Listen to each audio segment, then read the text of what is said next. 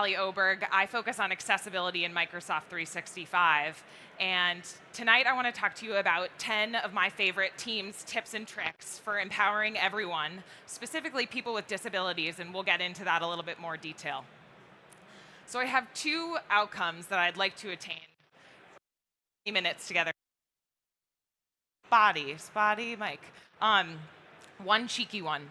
So the first one is that I want you to learn, remember, be thrilled and excited to go home and learn these 10 tips and tricks on your own.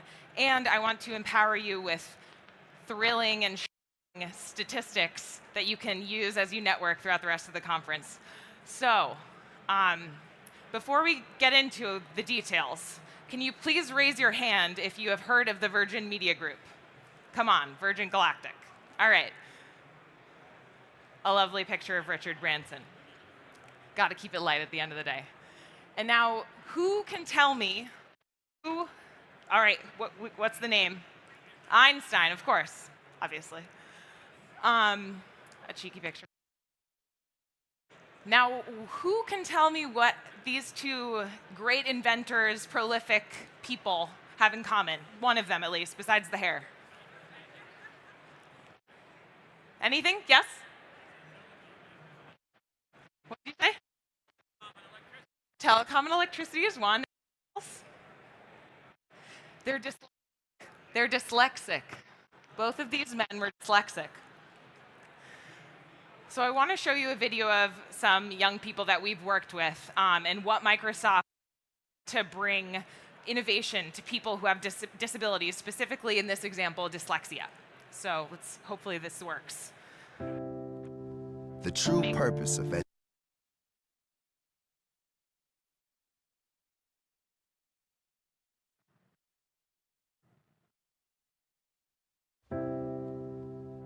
purpose of education is to create possibility. It was a little hard for me. People laugh whenever I read them down. Not working?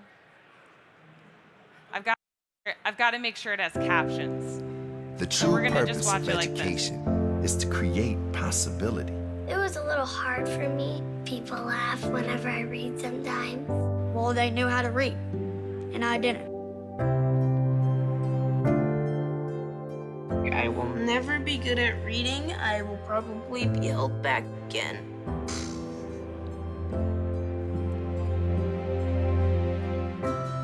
It highlights the words to know where I am. When it's reading, I see spaces between the words, and it's easy to focus on.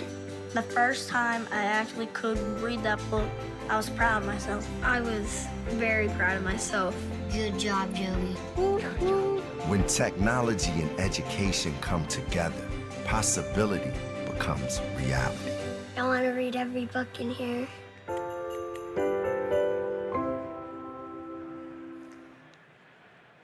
Good job, Joey is right. I love that line. Good job, Joey. To presenter mode. Okay. Even though this is a video about young people, dyslexia doesn't go away when you're adult. I actually just yesterday was listening to a panel of two senior Microsoft leaders who were talking and sharing about how they manage their own dyslexia. They're 20 years plus into very successful careers, and this works. and they're thinking about how do they manage their dyslexia. And so, learning tools in Immersive Reader is just one example of the technology that we're building for people with disabilities, and actually building it right into Teams. So Immersive Reader, even though this example was often in OneNote you saw, that capability is now in Teams. You can do it in chat. I'll show you. You can do it in chat. You can use Immersive Reader in Word, in OneNote, right from the flow of Teams. So we'll get into that in a little bit more detail. But, so high-level overview, these are the 10 that I'm going to cover. Top 10 tips and tricks. So the first is live captions in Teams meetings. Then we have integration with Microsoft Stream, where you get this rich captioning that's very customizable, searchable transcripts. You have background blur in Microsoft Teams as well.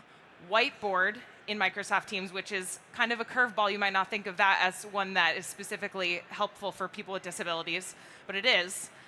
Quiet hours and quiet days in Teams Mobile. If you don't use that yet, you got to do it like at the end of the session. Dark and high contrast mode, keyboard shortcuts in search, inline chat translate, immersive reader, which I just talked about, the enterprise disability answer desk, which is our best kept secret.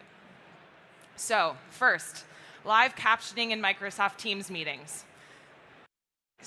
Cheeky facts, first 2 facts for you to use while you network this week.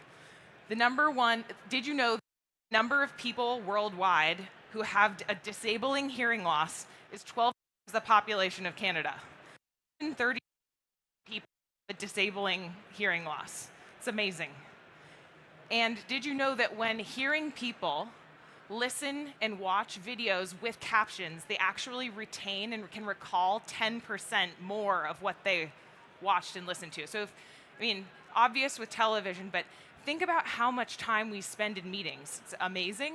And if we could recall 10% more content just because we have it on video and because we have it captioned, what an incredible productivity booster. So with captioning, this is one of the more obvious benefits for people with disabilities. So, but it's worth thinking through the experience now of someone who's deaf or hard of hearing in the workplace. So if you're deaf or hard of hearing in the workplace, especially if you're deaf and you speak American Sign Language, you have such less flexibility than someone who has full hearing. So you are working all the time with sign language interpreters who are absolutely critical. You'll see them likely in the event. It's so much harder to be spontaneous and kind of take those last minute meetings.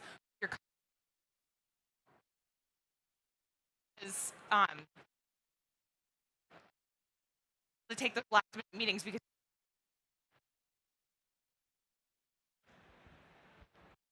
know what's going on?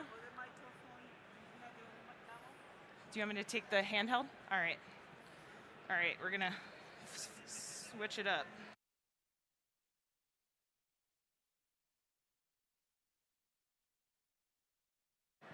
Can you hear me? All right, this sounds better. All right. Okay, try this again. So, experience of people who are deaf and hard of hearing.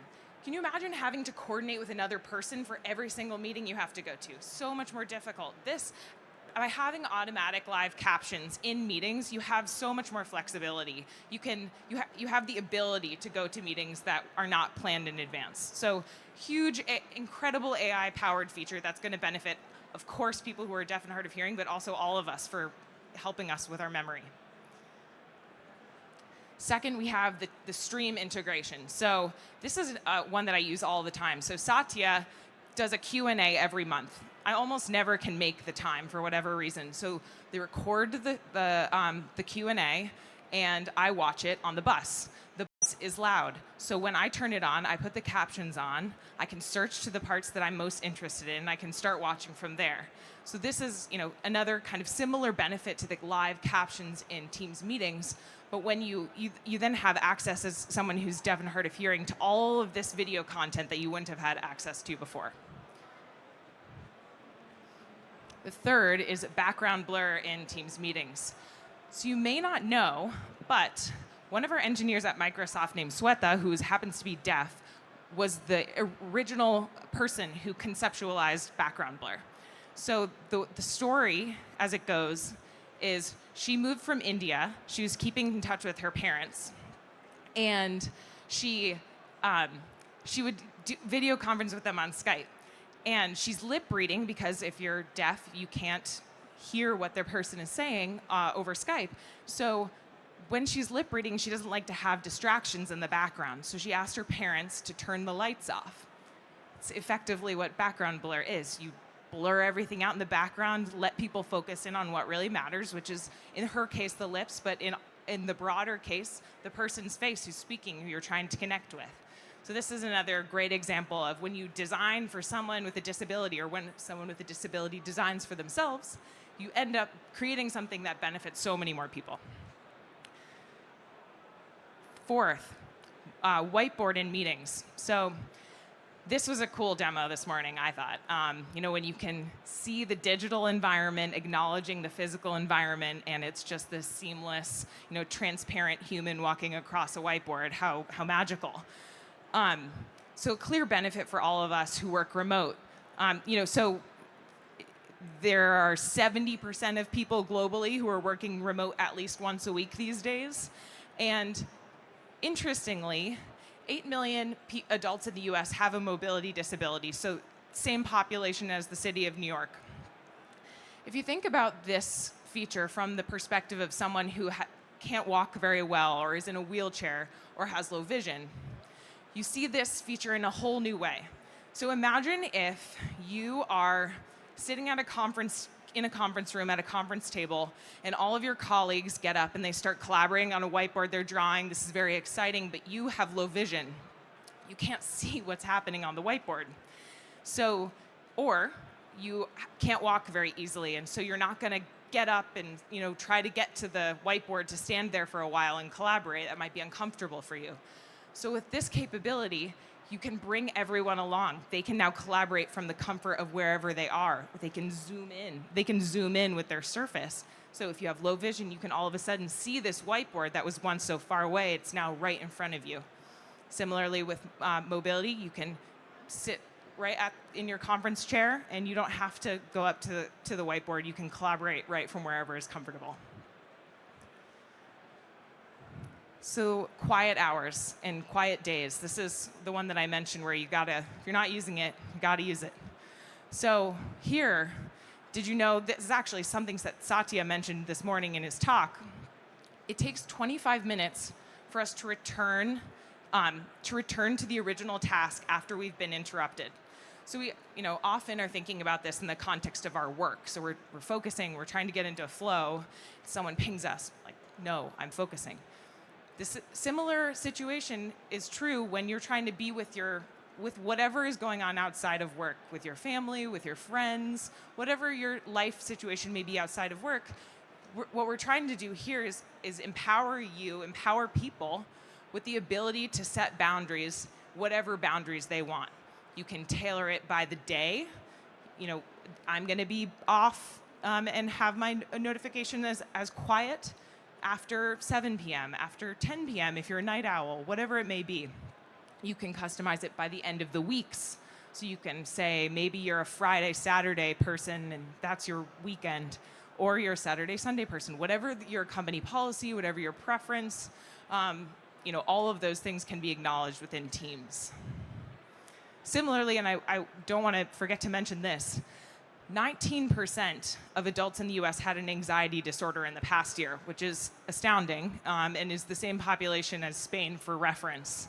So, while of course this is not solving anxiety by any means, one of the things people with anxiety have told us they struggle with is establishing work and life boundaries. They have a strong tendency to overwork. And so this can be a helpful nudge in the right direction to be, at least aware of where you are and are not overworking. Okay, so that was the first 5. Whew. So we've got 6 more. So we've covered live captions, integration with Stream, background blur in Teams meetings, whiteboard in Teams meetings, and quiet hours and days. So now we're going to go to dark mode. So we have dark and high contrast modes within both mobile and desktop. And you might not know this, but this might not be that surprising, frankly, but 90% of Americans use an electronic device before they go to bed, within the hour before they go to bed. And there's studies that are proving out the fact that when you see blue light, it affects your ability to get into REM sleep and also to actually fall asleep in the first place. So what we're trying to do here is at least empower people to opt out of the blue light. Some people just like dark mode because it's slick, and I fit into that category. But some people get migraines because when they are exposed to all of this blue light, it hurts, or they're light sensitive, or they can't see contrast between different colors. So we have built in these contrasting and different kind of ways of managing your light sensitivity as well, if that's more your challenge. So I'm going to switch over to my other computer now.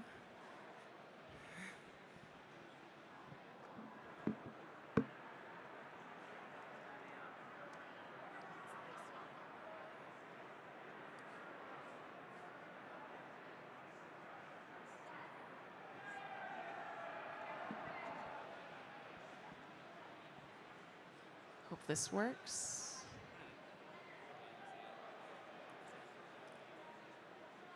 All right. Great job, guys. So we have, I just want to show you dark mode and high contrast on the desktop. If this is going to work for me here. Please don't log me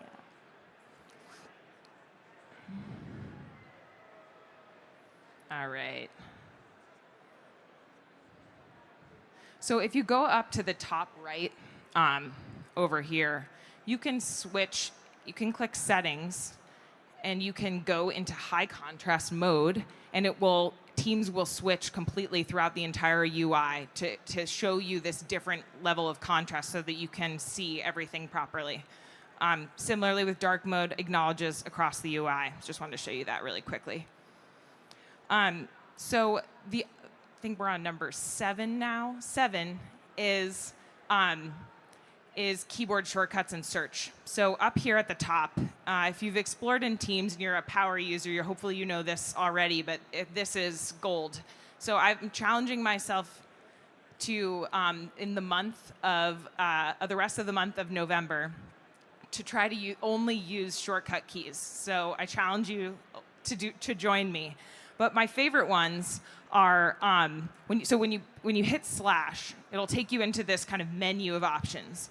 My favorite ones are at mentions, because the way I've kind of asked my collaborators to work with me is if they want me to pay attention to something, they should at mention me specifically, and I will then pay attention to it. So this is essentially my to-do list. So when you hit at mentions, it will take you to all the things where you've been at mentioned. And then if you, let's see, what else do I like to use? Oh, files. So if you do slash files, then you can find all of the most recently used files, which is great because I'm trying to get all of my files into Teams and only work in Teams. It's just so much easier. So you can find this Word document, you can find a PowerPoint, whatever you may have recently worked on. You can also do shortcuts to start a new message. You can also use shortcuts to go to a specific channel that you might use regularly. So number 8 is inline chat translate. So I didn't use this feature until 2 weeks ago. I've recently started working with a lot of people who speak German, who speak Dutch, who speak Japanese. We were all collaborating on a team, and someone had chosen to speak their language, which in that instance was German, and I don't speak German. So what I realized in that moment was how useful this actually is. When you click Li Gu, so he is, I don't even know what this language is. Does anyone know? Is it Japanese? Is it Chinese? Anyone know? But if you click this triple dot, you can click translate, and it will automatically translate the chat for you as you're working. So if you think about this workflow in the past, you'd have to copy this out, go to a translator website, put it in, and then know what was happening. Or you'd have to force conformity, which to one specific language, which isn't great. So this empowers people to work in whatever language they want to work in. If that's German, if that's Chinese, if that's English, whatever it may be, this allows them to do it whatever's faster. And then you can deal with it with Translate as you go. So that's number 7. Then we have Immersive Reader. So this was the one that was in the video. So I'll show you this one more deeply. So if you go to that double dot, triple dot, and you go down to Immersive Reader, it will open up a UI that you have so much customization opportunities. So this, this, like I mentioned before, was designed for people with dyslexia, but as you use it, you see how valuable it is for everyone, and I'll show you how I use it typically. So when I get big blocks of, no one likes getting big blocks of text. I hope that that's not speaking for everyone, but I think it is. But when you see a big block of text, it's just, why can we have bullet points? How can we make this easier to digest?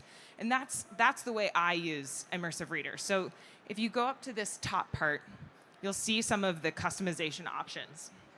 So if you are low vision, or if you're just the kind of person like I am where you try and put your text the biggest size possible on your phone, this is the same thing. You can change the text size just with the slider. So easy. You can increase spacing. So I've already done that, but you can kind of return it to normal, or you can increase spacing. You can change the font sizes, or the fonts. So the rationale for the fonts is people with dyslexia actually can consume certain fonts more easily than other fonts. And that's been supported with research. And so the ones that are research backed are in this. You can change page colors. So if you prefer to read content on a different page color, or you want to reduce the white on black, then you can do that as well. Here, so this we've seen be, interestingly, very helpful for people who are consuming a lot of content in a different language. So one of the examples that I've seen is we were working with a customer that's based in Japan, and he gets a lot of business content in English. And he speaks English, but it's not his preferred language, it's not his first language. And so he actually has started using Immersive Reader to help him break down English content so that he can more easily digest it in Japanese, as a Japanese native speaker. So here you can see that you can break it out into syllables. You can highlight different parts of speech. So here, let me give you a good example. So you can highlight verbs. So you see this go word is changing color. You can highlight adverbs, etc. And then finally, with reading focus, you can turn this on, and it will just focus you in on one line instead of having this whole block of text to focus on. You can also choose to translate the page. So if you choose that you don't want to consume the business content in English, you want to translate it to Japanese, you can do that in a number of different languages. And you can translate the whole page, you can translate word by word, whatever you choose. And finally, this capability, you can play the actual words aloud. So hopefully the audio is going to acknowledge this computer. Nope. But trust me. So this, when you click play, the whole content will be read aloud for you in the language that it's in, which is so helpful because you can, both, if you're dyslexic and reading is hard for you to begin with, then you can have it be read aloud to you. You can have it be read aloud to you, and you can read along. Or you can, as a person without dyslexia like me, have it be read aloud, and you can be doing something at your desk, like tidying up. So we're going to switch back to the other computer. Let's see if I can do this now. Okay, great. Okay, 2 more fun facts. So, no.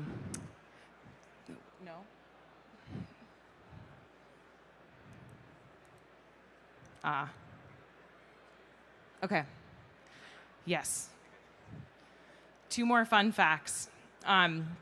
So the World Economic Forum estimates that Britain loses 3.5% of the equivalent of 3.5% of its GDP annually because of the lack of strong language diversity. So the more we can make have AI help us be multilingual, the better. It empowers more international business, and it can help, hopefully gain back some of these lost business deals. And then the number of people who have dyslexia is equivalent to the population of India, which is approximately 15% of the global population. This is according to the WHO. So the last tip for teams is that there's kind of unparalleled support for people with disabilities and enterprises managing people with disabilities from Microsoft. So free support, dedicated resources for people with disabilities who want to ask questions to us directly, but also to anyone in IT who's interested in learning about our conformance statements, learning about any specific product challenges or questions, anything at all. You can always email the Enterprise Disability Answer Desk. There's a real team of people that actually look at everything and manage it from start to finish. It's a high priority for us that you all have a wonderful experience with all of our accessibility features. So please, please know that this resource is available along with all of these other ways that you can reach us, whether you're deaf and you want to interact with us through sign language, through video, chat, email, whatever it may be. So I hope that we achieved the 2 outcomes. I hope you are excited about these capabilities. I did see some smiles, which is very good for the end of the day, and I'm sure we're tired, so thank you. And I hope that you take some of these facts with you and share them with the people that you meet. It's been really interesting personally to learn how big and diverse and interesting and complex the experience of people with disabilities is in the world. And so I hope that you take that with you. And as a refresher, these are the 10. And if you want a cheat sheet for your networking facts, here you go. And I will be here for any questions. I will be here indefinitely. So I'm the last one. Thanks for bearing with me through all of the technical challenges.